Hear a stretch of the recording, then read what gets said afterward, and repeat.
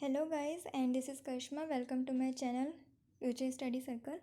और आज हम जो है अपना जो है द हिंदू का नेक्स्ट जो 4 दिसंबर का कवर करने वाले हैं। इसमें हम डिस्कशन करेंगे कि आज द हिंदू में क्या क्या आया है। ठीक है, तो सबसे जो एडिटोरियल्स हैं हम वो पहले डिस्कस करने वाले हैं, जिसमें से जो आ जाता है पहला एडिटोरियल है वो है टाइमिंग इट राइट।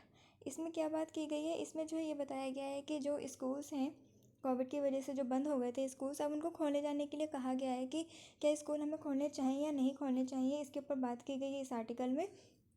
तो इन्होंने ये कहा है कि अब इतना ज़्यादा टाइम हो चुका है स्कूल को खुले हुए, ठीक है ना, तो इतना ज़्यादा टाइम हो चुका है हमारे स्कूल को खुले हुए, तो अब इन्होंने कहा है कि जो एग्ज़ामिनेशन है उसके बारे में सोचना चाहिए, क्योंकि अब जो एग्ज़ाम आने वाले हैं इस साल के, तो 2020 के जो एग्ज़ाम्स थे वो तो हो चुके थे, उसके बाद ही लॉकडाउन लगा था। लेकिन अब जो 2021 के जो एग्ज़ाम्स हैं वो आने वाले हैं, तो उनके बारे में एग्ज़ामिनेशन के बारे में सोचना चाहिए। तो उसमें क्या सोचना चाहिए कि पेपर कैसे कराना चाहिए, हमें ऑनलाइन पेपर कराने चाहिए या फिर पेपर के थ्रू हमें जो है एग्ज़ामिनेशन कराना चाहिए। इसके ऊपर ये बात हो रही है, इस आर्टिकल में ये बात कही गई है। तो इन्होंने ये कहा है कि इसमें जो है जो फेवर में बात कही गई है वो ये कहा है कि अगर स्कूल खोलना है तो ज़रूरी नहीं है कि सभी के लिए स्कूल खोलो। 10th और 12th जो बड़ी बड़ी क्लासेस हैं उनके लिए भी स्कूल खोला जा सकता है, और जो बड़ी बड़ी क्लासेस हैं उनके लिए स्कूल खोला जा सकता है। और अगर एग्ज़ाम कराना है तो वो जो है पेन और पेपर के थ्रू ज़्यादा सही रहेगा, क्योंकि इससे जो है वो बच्चे जिनके पास जो है टेक्नोलॉजी नहीं है, यानी कि जिसके पास इंटरनेट सर्विसेज नहीं है, जिनके पास लैपटॉप या फिर स्मार्टफोन्स नहीं है, तो उनके लिए थोड़ी डिफ़िकल्टी हो जाएगा इस तरीके से एग्ज़ामिनेशन मतलब एग्ज़ाम अपना देना। तो ये तरीके से इक्वालिटी नहीं होगी, तो इस वजह से जो है बच्चों को प्रॉब्लम ना हो, सबके साथ जो है जस्टिस हो, सबके साथ इक्वली बिहेव किया जा सके। इसलिए जो है इन्होंने ये कहा है कि अगर हमें सोचना है 2021 के एग्ज़ामिनेशन कराने के लिए, तो इस वजह से जो एग्ज़ामिनेशन है वो जो है किसी बेसिस पर होने चाहिए, पेपर और पेन के थ्रू पेपर और पेन के थ्रू ही होने चाहिए। तो ये कहा है।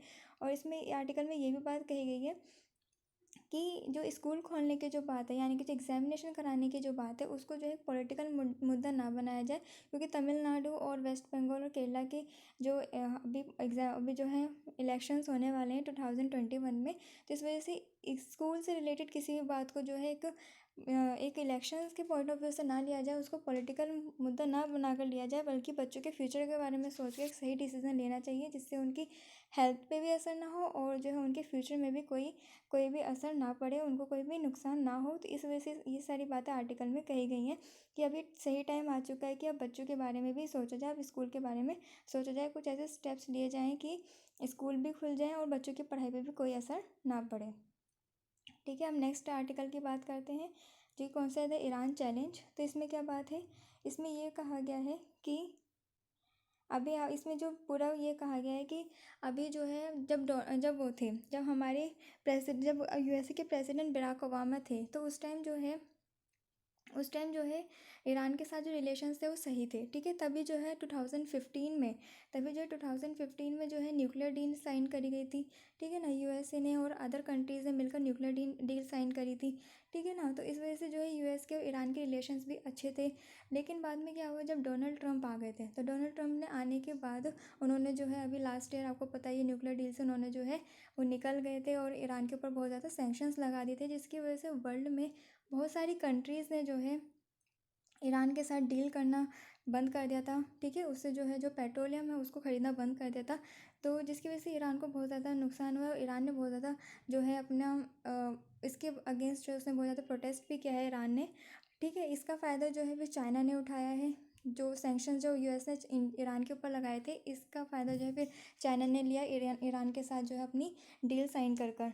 ठीक है ना, इस वजह से अब ये बात कही गई है कि अब जो है यूएसए के नए प्रेसिडेंट बन चुके हैं जो बाइडेन, अब उनको जो है नया स्टेप लेना चाहिए।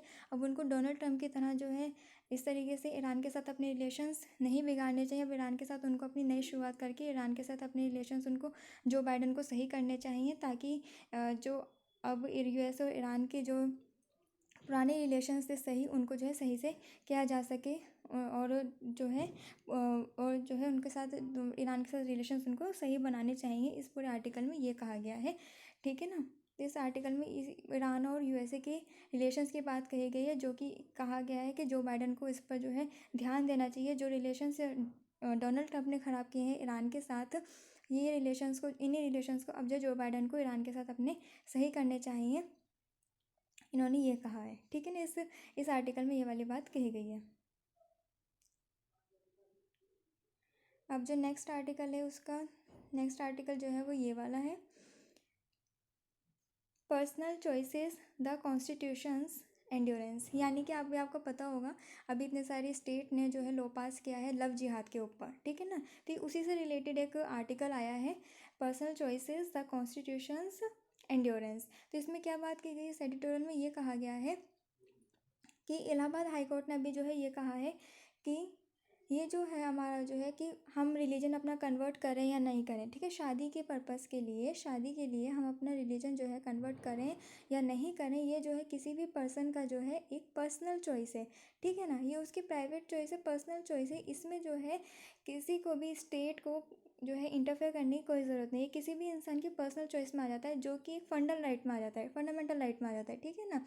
तो कॉन्स्टिट्यूशन जो है वो एक पर्सन को जो है, हम एक पर्सन को जो है फ्रीडम प्रोवाइड कराता है, उसको जो है राइट उसने प्रोवाइड करा रखा है कि वो जो है अपनी लाइफ किसी भी टर्म्स में जी सकता है, उसकी चॉइस पर जो है स्टेट इंटरफेयर नहीं कर सकता है। तो ये जो फ्रीडम है ये कॉन्स्टिट्यूशन खुद दे रहा है। जिस वजह से इलाहाबाद हाईकोर्ट ने ये कहा है कि जब फ्रीडम ही जो है कॉन्स्टिट्यूशन हमें ऑलरेडी दे रहा है, तो हमें स्टेट को जो है अननेसेसरीली किसी के भी रिलीजन में जो है, किसी की भी पर्सन के लाइफ में जो है इंटरफेयर करने की ज़रूरत नहीं है। जैसे कि बहुत सारे स्टेट्स ने लव जिहाद लॉज जो है पास किया है, ठीक है ना। तो ये सब चीज़ें गलत हैं, जो इलाहाबाद हाईकोर्ट ने जो कि कहा है कि ये सब चीज़ें गलत हैं, ऐसा नहीं करना चाहिए, क्योंकि ये पर्सन की पर्सनल लाइफ है जो कि अंडर आर्टिकल 21 में आ जाता है। और कॉन्स्टिट्यूशन ये जो है फंडामेंटल राइट के अंडर में जो है उनको जो है एक लिबर्टी, एक फ्रीडम प्रोवाइड कराता है कि जो है कोई भी पर्सन जो है वो अपने डिसीजंस खुद ले सकता है, इसमें कुछ स्टेट जो है इंटरफेयर नहीं कर सकता है। तो इसमें जो है इसी बात को जो है कहा गया है,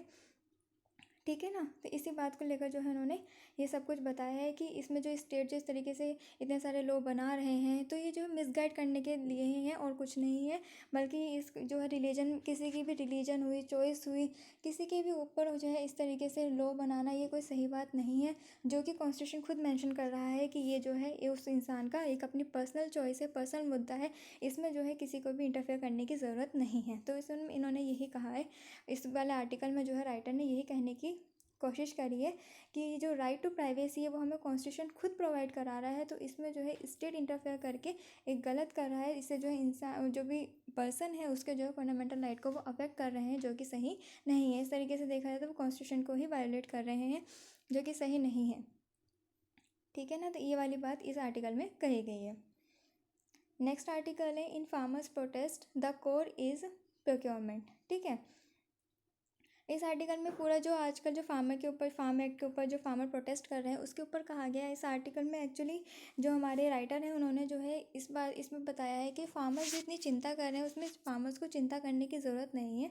क्योंकि एक तरीके से देखा जाए तो ये गवर्नमेंट जो है वो उनके साथ कुछ भी गलत नहीं करेगी। क्योंकि फार्मर्स को जितना एमएसपी की ज़रूरत है उतना ही जो है गवर्नमेंट को भी ग्रेन्स को प्रोक्योर करने के लिए उनको भी जो है ग्रेन्स की बहुत ज़्यादा ज़रूरत है। क्योंकि वो जो है अपना पीडीएस सिस्टम में ग्रेन्स प्रोक्योर करते हैं, ठीक है। फिर उसके बाद जो है वो पीडीएफ मतलब जो फेयर प्राइस शॉप जो होती हैं उन पर जो है फिर वो जो है वहाँ पर गवर्नमेंट जो है देती है, ठीक है ना। तो इस पहले तो गवर्नमेंट जो है फार्मर से प्रोक्योर करती है कम प्राइस पर, ठीक है ना, सही प्राइस पर, वैल्यूबल प्राइस पर, मतलब फार्मर से ग्रेन से लेती है, ठीक है। जो फूड जो ग्रेन से उनको जो है उनसे प्रोक्योर करती है फार्मर से। फिर उसके बाद जो है वो गरीबों में जो है कम प्राइस पर गवर्नमेंट जो है उनको राशन शॉप से जो है वो देती है, तो इस बांटती है उस राशन को। तो इस वजह से जो है उनको अगर गवर्नमेंट के पास वो जो है क्रॉप्स ही नहीं होंगे, वो जो गेन है ग्रेन से अगर वही नहीं होंगे तो फिर गवर्नमेंट जो है वो कहाँ से जो है फिर गरीब लोगों को देगी। तो इस वजह से जो है इसमें जो राइटर यही कहना चाहते हैं कि फार्मर्स को जो है टेंशन लेने की ज़रूरत नहीं है। ये जो फार्म एक्ट है वो एक तरीके से उन्हीं के फेवर में ही है, इससे उनको जो है कोई नुकसान नहीं पहुंचेगा। जिस चीज़ की वो चिंता कर रहे हैं उस चीज़ को उनको करने की ज़रूरत नहीं है, उनके फेवर में ही है। और इससे जो है, क्योंकि अगर जितना उनको फ़ायदा है उतना ही गवर्नमेंट को भी अपनी चिंता है। तो इस वजह से अगर गवर्नमेंट जो है अगर अगर उनको जो है एमएसपी प्रोवाइड कराएगी गवर्नमेंट या नहीं प्रोवाइड कराएगी, तो गवर्नमेंट भी तो उन्हीं से जो है ग्रेन्स लेने वाली है। तो इस वजह से उनको जो है फूड ग्रेन्स जो है वो उन्हीं से तो लेगी, फार्मर से ही तो खरीदेगी। तो इस वजह से जो है राइटर जिसमें ये कहना चाहते हैं कि फार्मर्स को जो है इस जो है टेंशन लेने की ज़रूरत नहीं है, फार्म एक्ट जो है उनके ही फेवर में है। और थोड़ा सी डाटा इन्होंने हमें शो किया है कि जो हमारे 88%, ठीक है ना, कि जो 88% जो हमारे पैडी प्रोडक्शन है और 70% जो हमारा वीट प्रोडक्शन है वो हमारा कहाँ से आया है, पंजाब और हरियाणा से। यानी 2017 से 18 और 19 में, यानी ये 2 साल में जो हमारा सबसे ज़्यादा जो पैडी और वीट प्रोडक्शन है वो कहाँ से हुआ है, ये हमारा पंजाब और हरियाणा, इन सिर्फ 2 स्टेट से हुआ है। तो इन्होंने कहा है कि जब गवर्नमेंट सबसे ज़्यादा जो अपना प्रोक्योरमेंट है, ठीक है, फूड ग्रेन्स का जो प्रोक्योरमेंट है वो अपना सबसे ज़्यादा जो है इन 2 स्टेट से करती है, पंजाब और हरियाणा से। तो इस वजह से जो है इन्होंने कहा है कि गवर्नमेंट को जो है वो फार्मर्स को जो है टेंशन लेने की ज़रूरत नहीं है, क्योंकि गवर्नमेंट जो है पंजाब और हरियाणा पर अभी भी डिपेंड है, और मतलब उनसे जो है फूड ग्रेन्स जो है वो उन्हीं से जो है लेती है ज़्यादातर, तो आगे भी उन्हीं से लेगी। तो इस वजह से उनको फार्मर्स को कोई नुकसान नहीं होने वाला है। तो इसमें जो राइटर ने ये समझाने की बात कही है, ठीक है। अभी हमारा नेक्स्ट पेज पर नेक्स्ट आर्टिकल है जो कि है India's neighbourhood policy need reworking, ठीक है ना। तो इसमें क्या है, इसमें ये बात कही गई है कि इंडिया के जो पता है आपको, इंडिया के जो नेबर्स हैं, ठीक है ना, इंडिया की नेबरिंग कंट्रीज़ हैं पाकिस्तान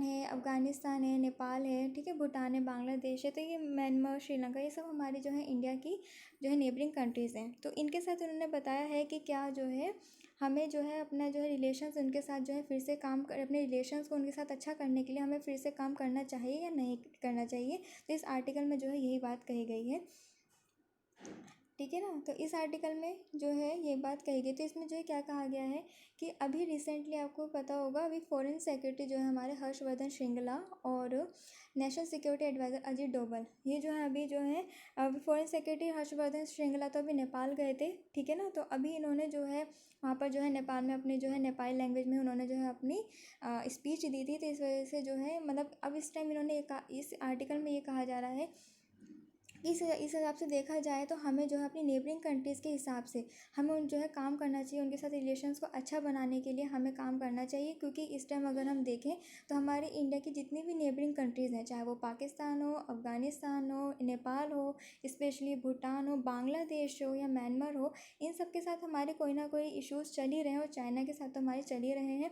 तो इन सभी कंट्रीज़ के साथ हमारे बहुत इश्यूज़ चल रहे हैं। तो इस वजह से हमें जो है इन सभी कंट्रीज़ के साथ अपने जो है हम इनको रिलेशंस जो है अच्छे करने चाहिए, ठीक है ना। जैसे कि नेपाल के साथ अगर हम देखें तो नेपाल के साथ हमारे कॉन्स्टिट्यूशन जो उस नेपाल में जो कॉन्स्टिट्यूशन आया था 2015 में, उसके ऊपर थोड़े से इश्यूज़ चल रहे हैं, ठीक है। बांग्लादेश की अगर हम बात करें तो सिटीजनशिप अमेंडमेंट एक्ट आया था, तो उसकी वजह से जो है मुस्लिम्स की वजह से जो है बांग्लादेश के साथ हमारे इश्यूज़ चल रहे हैं, ठीक है ना। तो बहुत सारी चीज़ें हैं जिसकी वजह से जो है हमारी नेबरिंग कंट्रीज़ के साथ जो है सही से रिलेशंस नहीं हो पा रहे हैं, बहुत सारी बातों पे इश्यूज़ चल रहे हैं हमारी कंट्रीज़ के साथ, हमारी कंट्री के साथ। तो इस वजह से जो है इसमें राइटर ये कहना चाह रहे हैं कि हमें जो है अपने नेबरिंग कंट्रीज़ के साथ कुछ काम करने की ज़रूरत है, ताकि हमारे जो है हम उनके साथ सही से अपनी जो है अगर हम कह सकते हैं अपने जो हम मिलकर अपनी कंट्री में डेवलपमेंट कर सकते हैं, उनके साथ मिलकर हम अपनी कंट्री में डेवलपमेंट कर सकते हैं। इस वजह से हमें अपनी नेबरिंग कंट्रीज़ के साथ जो है रिलेशन अच्छा करने का यही अब सही टाइम है, हमें करना चाहिए। क्योंकि इस वजह से क्या होता है कि जो चाइना है वो जो है हमारी नेबरिंग कंट्रीज़ के साथ अपना जो है फ़ायदा कर लेता है, ठीक है ना। जैसे कि अगर हम नेपाल देखें, खासकर श्रीलंका के साथ तो बहुत ही ज़्यादा, तो हम जो है इतनी जल्दी हम अपनी नेबरिंग कंट्री को हम सपोर्ट नहीं कर पाते हैं। जो सपोर्ट देख के चाइना वो उनके साथ अपना रिलेशन अच्छा कर लेता है। तो इस वजह से क्या होता है कि चाइना अपना काम जो है वो सही कर लेता है और हम देखते रह जाते हैं। इस वजह से राइटर यही कह रहा है कि हमें भी अपनी नेबरिंग कंट्रीज़ के साथ जो है सही करना चाहिए। अगर हम अपने स्ट्रेटेजी डेवलपमेंट करना है, अगर हम अपनी कंट्री को सही करना है, तो हमें अपनी नेबरिंग कंट्रीज़ के साथ जो है हमें अपने अच्छे रिलेशंस बनाकर रखने ही पड़ेंगे। तो इसमें जो राइटर ने यही सारी बात कही है, बस। तो यही है इस वाले आर्टिकल में, आज बस इतना ही है। अब हम कल के एडिटोरियल हम कल डिस्कस करेंगे। आई होप आपको मेरी वीडियो पसंद आई होगी, और अगर आपको मेरी वीडियो अच्छी लगी तो मेरे चैनल को लाइक सब्सक्राइब जरूर कीजिएगा और मेरी वीडियो को ज़्यादा से ज़्यादा शेयर कीजिएगा। अब मिलते हैं नेक्स्ट वीडियो में। Thank you so much.